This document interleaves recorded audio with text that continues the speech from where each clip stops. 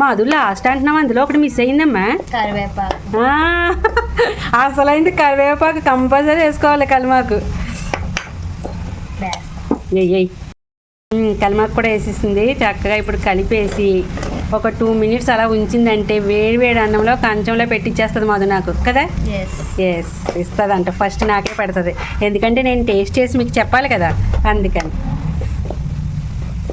ఇంకా కూర అయితే రెడీ అయిపోయినట్టేనండి. 2 minutes తర్వాత బంద్ చేసేసుకోండి. ఇంతే, అరటికాయ ఫ్రై చాలా ఈజీ ఇలా చేసుకోవడం. అలా అడుగంటుంది కంపల్సరీ, ఎందుకంటే అది పిండి పదార్థంలా ఉంటుంది కదా అరటికాయ. అలాగా అడుగంటినప్పుడు గోకేయటమే, అదేం మాడటం కాదు. చాలా బాగుంటుంది.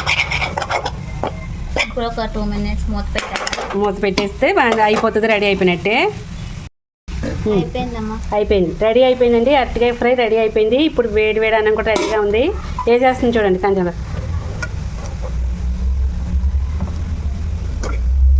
ఓకే, చాలమ్మా చాలు. ఇక చూడండి, అరటికాయ ఫ్రై వేడి వేడిగా రైస్. కంపల్సరీ వేడి వేడి రైస్ ఉండాలండి ఇందులోకి, చాలా బాగుంటుంది. మనం వేడిగానే తినాలి అరటికాయ ఫ్రై కూడా. అప్పుడే చాలాసార్లు చూపించాను, ఈరోజు మాధు ఎలా చేసిందా అన్నది చూపించాను మీకు.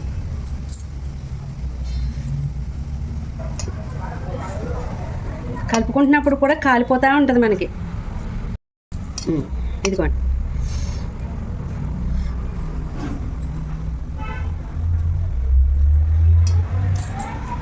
సూపర్ అండి, చాలా బాగా చేసింది. అంతే, చాలా ఈజీగా ఉంటుంది. ఇలా చూసి ఒక్కసారి చూసారంటే చాలు, నేను చేసిన విధానం చూసారంటే ఇలా మాదులా పట్టేయచ్చు, ఈజీగా చేసుకోవచ్చు. ఇది చాలా ఇష్టం మాదుకైతే కదా మ్యామ్. అసలు మా ఇంట్లో అందరూ బాగా తింటారు.